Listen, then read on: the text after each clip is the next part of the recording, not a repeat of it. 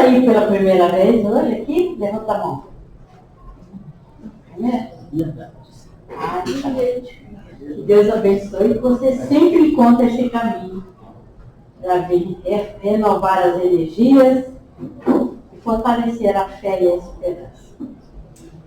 Eu escolhi para conversar um pouquinho com vocês do capítulo 9, que é o que fala sobre bem-aventurados aqueles que são brandos e pacíficos.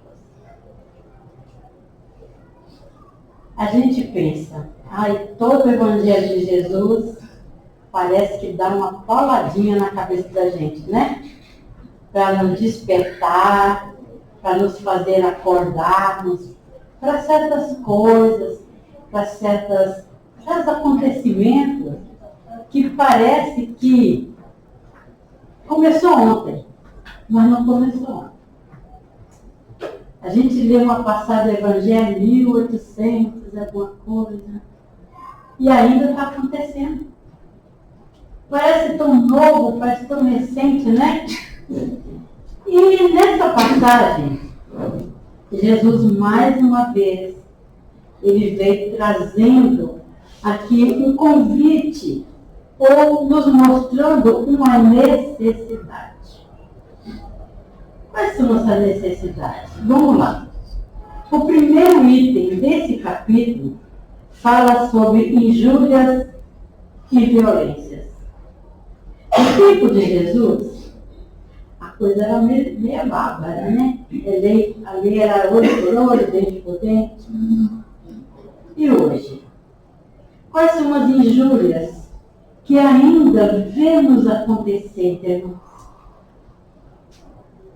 Quanta mentira, quanto engano, quanta vontade de paz, quanta vontade de igualdade, quantas carências ainda nos levam a ver que a injúria, a calúnia, e ainda tem gente na mídia que ganha dinheiro com isso, né?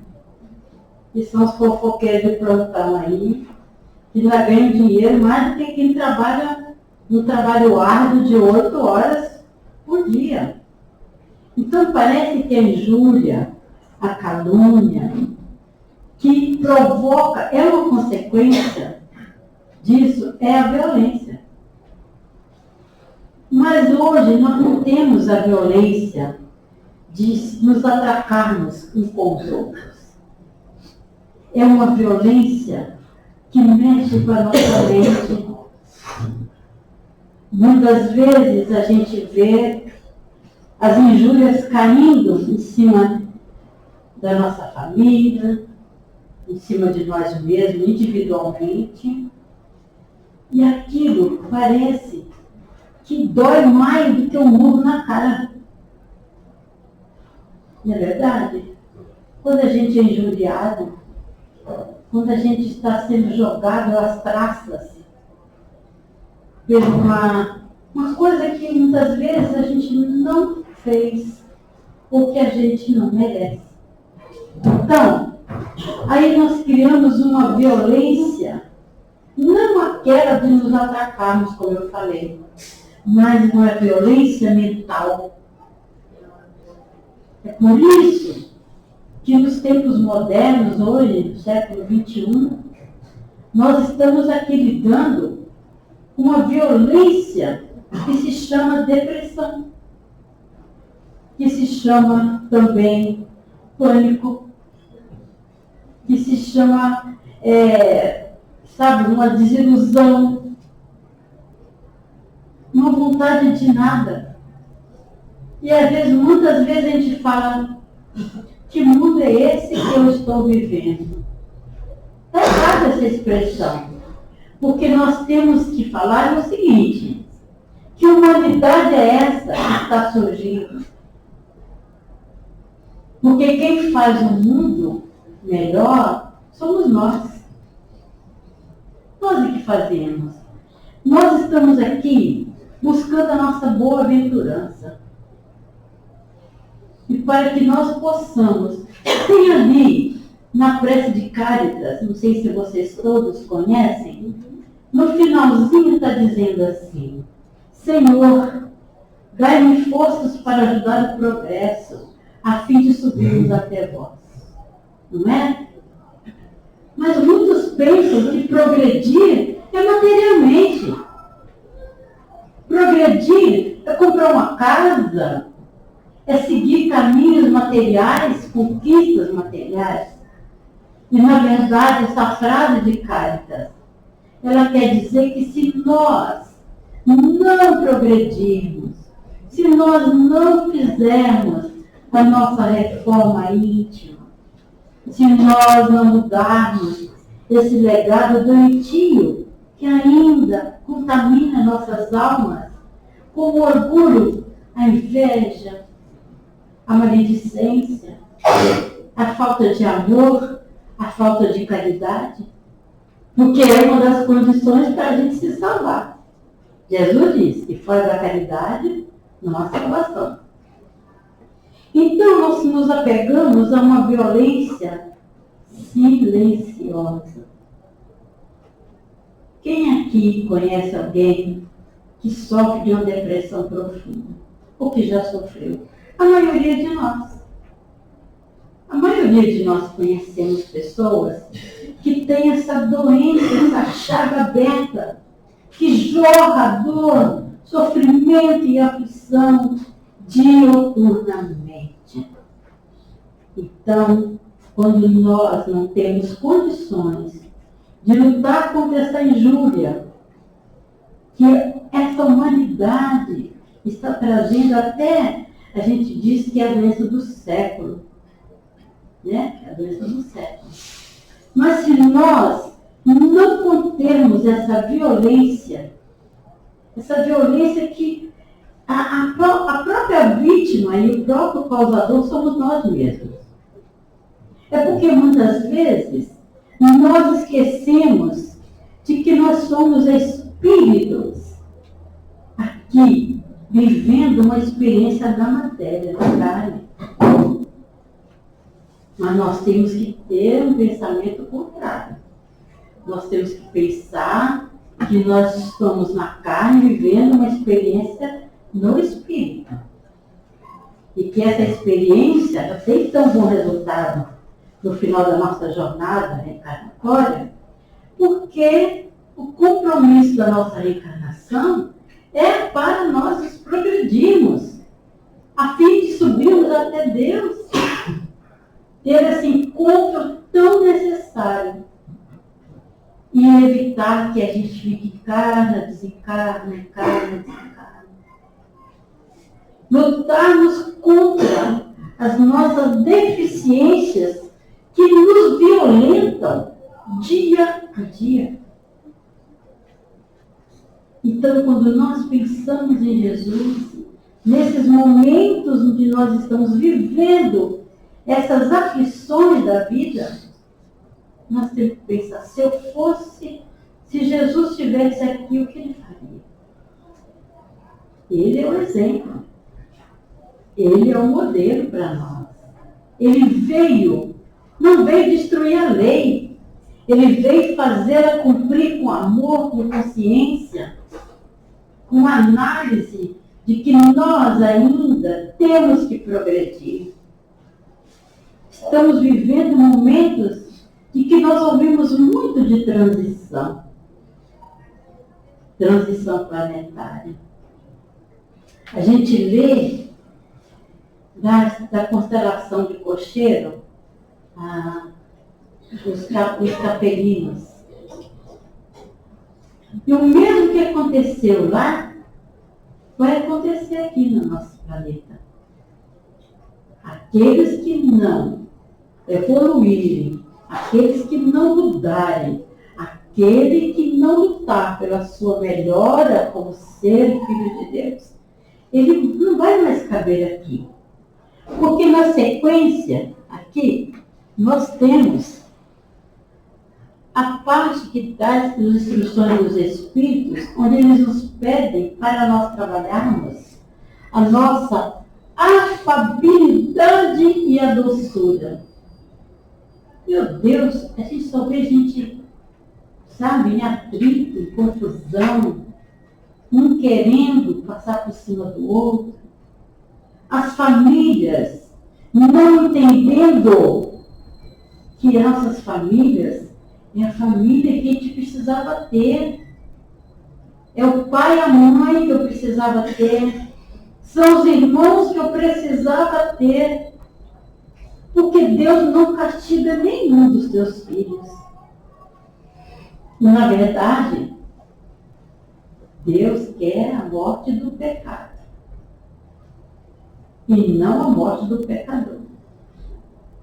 Ele quer que esse filho se torne espíritos afáveis, doces, doçura. Muitos ainda de nós ainda falamos gritando. Aquele que acha que se falar mais alto ele vai impor mais, ele vai alcançar uma ditadura daquilo que ele quer. Quando ele não sabe que quanto mais suave, mais doce ele for, mais ele vai acalmando o outro, mais ele vai trazendo como nós devemos ser diante das nossas dificuldades. Sabe quando é que nós conseguimos entender isso? A afabilidade e a doçura? É quando nós já não temos mais campo para plantar a nossa arrogância, a nossa vaidade. É quando nós temos que abaixar a cabeça. É murchar mesmo, que nem uma flor no calor. Introverter-se, analisar. Porque se nós rezamos, que o Pai nos perdoe para que também nós sejamos perdoados, se a gente não entender que esse perdão vem de uma gota de doçura na nossa alma, muitos de nós ainda queremos que aquele que nós julgamos venha ainda nos pedir perdão. Mas não tem coisa mais bonita do que aquele que foi ofendido chegar no seu ofensor. Se eu te fiz alguma coisa, me perdoe. Aí eu me lembro do Divaldo. Divaldo dizia, se ele não gosta de alguém, o problema é dele. Mas se alguém não gosta de você, o problema é da pessoa. Aí eu repito, se você pedir perdão e não for perdoado, o problema é de quem não perdoou. E vice-versa. Não é a questão de se humilhar. E quem se coloca lá, eu vou me humilhar, eu não vou me rebaixar de jeito nenhum, imagina. Isso é a voz do orgulho atrapalhando a sua caminhada espiritual. Porque não tem quem não dê a mão quando você ergue a sua mão com um sorriso, se a pessoa não vai dar essa mão. É difícil, Só se a pessoa tiver muita raiva mesmo. Mas vem, eu estou com saudade. Por que nossa amizade acabou? Tenta reconciliar. Porque Jesus disse, reconcilia-te com os teus diferentes enquanto caminhares na fé. Porque depois que um for, o outro ficar, pode complicar muito a vida de quem fica. Porque ele vai sentir livre, vai perseguir, continuar atrapalhando a vida da pessoa. E é necessário que a gente seja. E a doçura? Naquele que grita, aqui eu mando, todo mundo me obedece. Onde é que está a doçura? Aonde está a doçura? Aí nós estamos vendo o orgulho saindo por todos os buracos da cabeça. Ninguém manda. Porque se nós tivéssemos que obedecer, nós obedeceríamos a Deus em primeiro lugar. E nós ainda estamos tropeçando tanto, né? Ainda nós olhamos os 10 mandamentos e nós vimos ali o quanto ainda nós estamos longe de 100% atender um dos mandamentos. Aí fala, naquele mandamento não matar. Aí eu falo, eu nunca matei. E nas outras vidas? Será que eu não vivi naquele tempo bárbaro também? Será que não é por isso que eu estou reencarnando? Será que ainda não paguei todas as minhas falhas diante dos 10 mandamentos? Eu ainda brinco, né? E eu não mato. Quem mata é o SBT, os spray que eu jogo nas baratas. Não sou eu, né? Mas, na verdade, a gente tem que se cuidar muito com as nossas afirmativas. Aí nós temos aquele outro capítulo, a paciência. Meu Deus, eu acho que a paciência devia ser colocada dentro de uma redoma e colocada no museu. Onde é que está a paciência do povo? A gente só vê gente aflita, correndo, querendo fazer a lei de que vale a pena só para mim, né? É primeiro eu, depois eu, mais uma vez eu, e o resto do mundo eu não lembro de tantas vezes que eu falei para mim. Nós estamos esquecendo de uma coisa muito preciosa, muito preciosa. A paciência. Você já leu no Evangelho que a paciência é uma prece? E que a paciência é irmã da afabilidade e da doçura? Nos cursos que a gente estuda, a gente aprende que é uma trilogia maravilhosa, que aquilo está sempre juntinho. Porque quem tem paciência é afável e doce, não é? Mas quando a gente cresce, a vida vai nos trazendo as nossas lições, as nossas questões, né? As nossas mazelas, e é onde a gente acha que não pode ter paciência. Eu tenho até um caso de um rapaz que ele era o bambambam, o bonitão, era eu, ganhava todas as meninas, poderoso que só. O narcisista em 2 pernas. Esse menino sofreu um acidente feio de moto. E ele perdeu uma perna e um lado do braço direito. Eu não sei como, porque esse acidente foi tão feio, ele sobreviveu.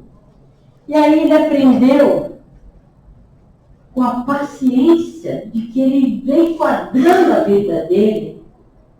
Ele já não era mais aquele moço que se destacava no meio dos amigos, que ganhava as meninas na beleza, no papo. Mas aí ele aprendeu que a paciência, pela condição dele hoje, seria uma forma de viver. Eu não tinha mais que acusar ninguém, porque ele foi o causador, ele foi o algoz, ele foi vítima de si mesmo. O que resta para uma pessoa que se torna dependente na sua sobrevivência, até a sua reabilitação? O que lhe resta? Se ele tem amor à vida, se ele sabe que a vida dele não lhe pertence, que é só Deus que pode determinar as nossas partidas e as nossas chegadas, o que coube a ele?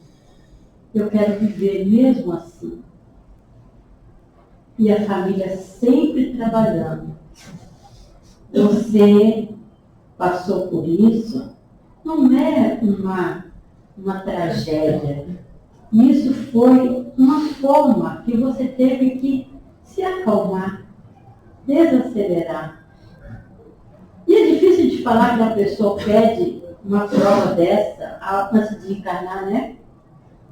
Mas tem muitas coisas que a gente pensa em fatalidade, mas não existe fatalidade.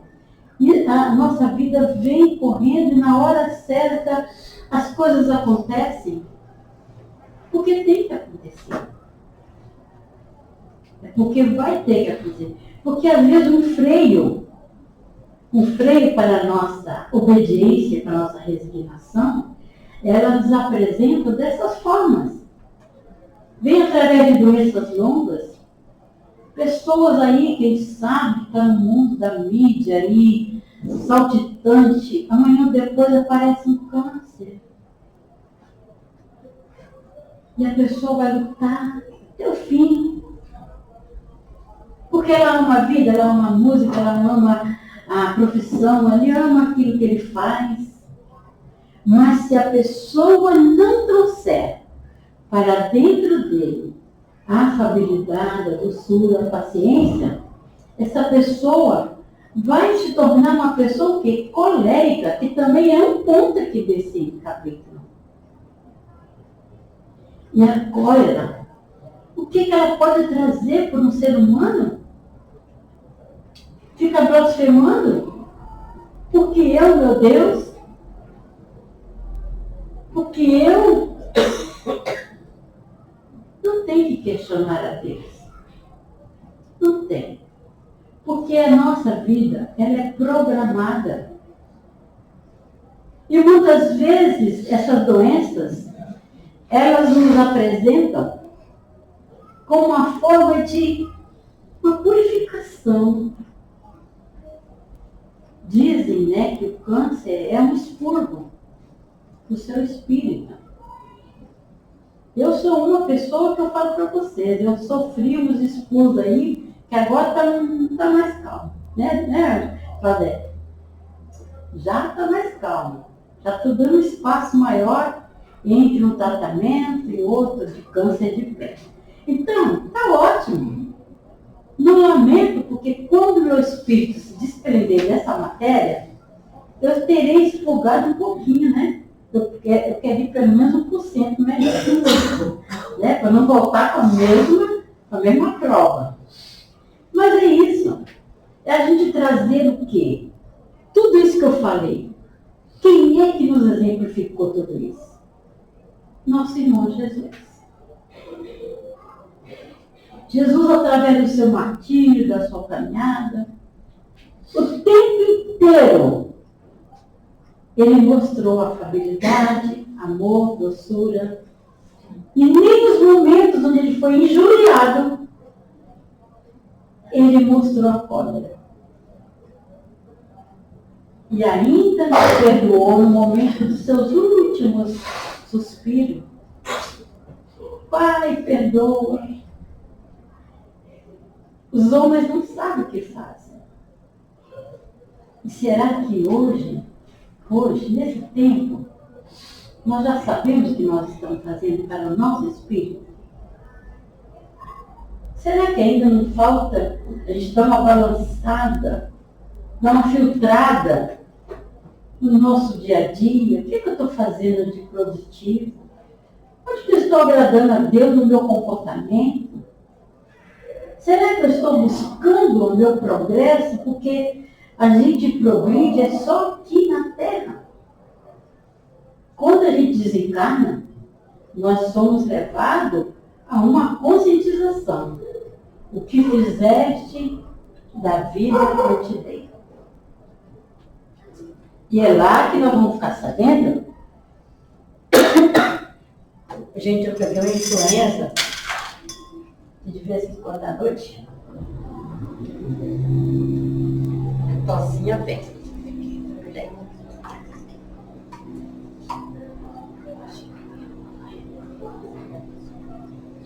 Então a gente tem que sempre voltar ao nosso pensamento para uma construção.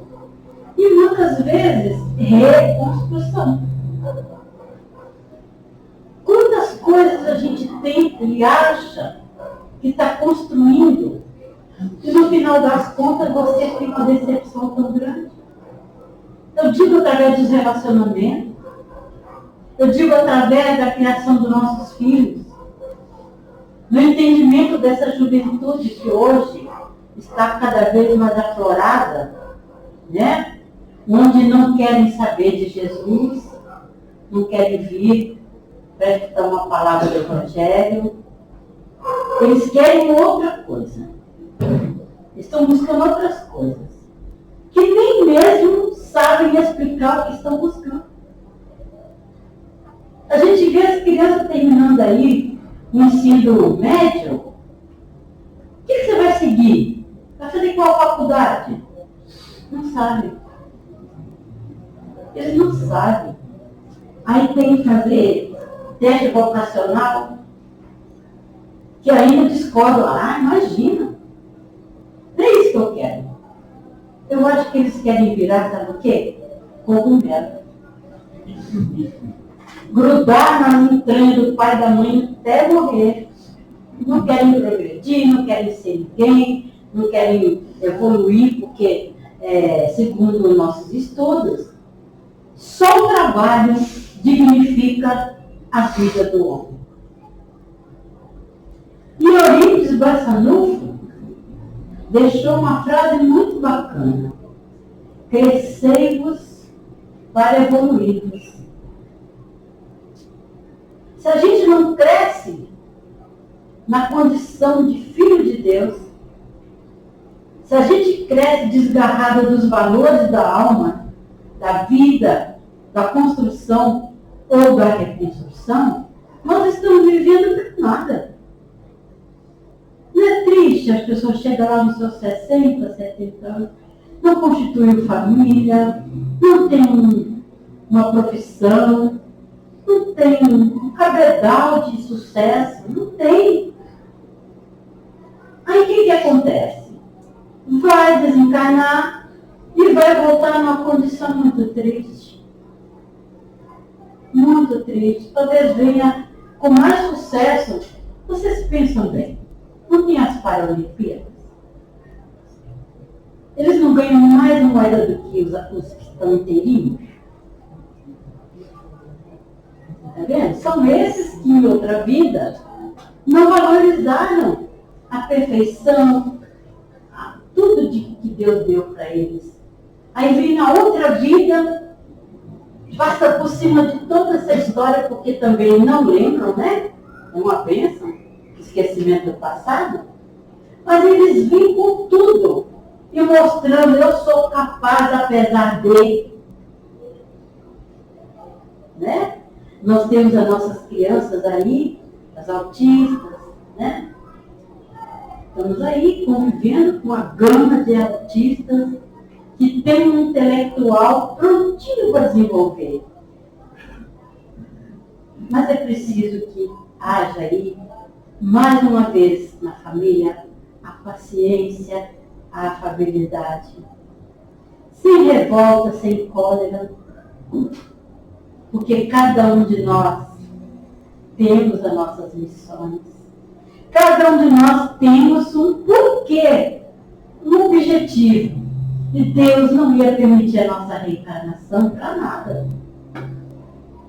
Nós temos que sim, dar graças a Deus todos os dias, pela família, pelos amigos, pela fé, pela condição que Ele leva a minha vida e me dá esperança e me dá força para superar todas as mazelas que venham para mim ou para os meus. E Jesus quer isso. Jesus quer que nós, nos momentos mais difíceis, contemos com Ele. Porque Ele disse que quando o mais estiver reunido ali, mentalizando Jesus, Ele vai estar conosco. Então nós não estamos sozinhos.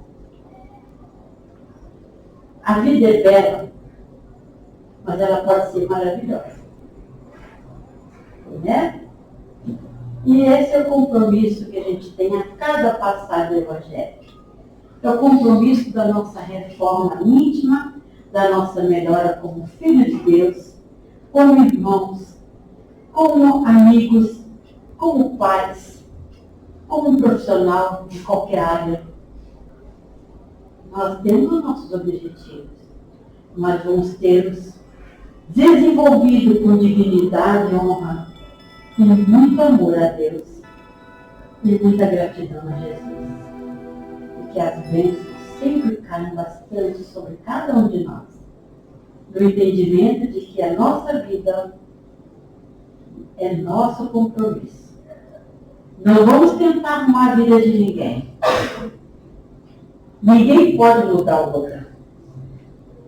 Mas sirva de exemplo para o outro, para que o outro perceba a sua mudança e ele chegar para você, como você consegue ser assim? É hora de introduzir lições do nosso Mestre Jesus. É a hora da mansietude, da doçura, da afabilidade, da paciência. Tirar do nosso currículo da vida a injúria e a violência. Porque as violências hoje, elas nos atingem em primeiro ponto, é para nós que tem. Tudo que fazemos nessa vida ecoa para a eternidade. E lá em cima, nós seremos cobrados por todas as nossas atitudes. Porque o que nós temos aqui fica. Mas o que nós somos, segue conosco para a vida espiritual. Que Deus abençoe a todos vocês. Tenham uma noite maravilhosa. Então, possamos ter uma boa semana, possamos sair daqui muito melhores do que aqui chegamos. Gratidão, Mestre, por tudo. E com a prece de Maria, agradecemos e encerramos por hora os trabalhos da noite de hoje. Ave Maria, cheia de graça, o Senhor é convosco. Bendita sois vós entre as mulheres, bendito é o fruto do vosso ventre, Jesus. Santa Maria, Mãe de Jesus, rogai por nós, os pecadores, agora na hora de nossa passagem de vida. Que assim seja, graças a Deus.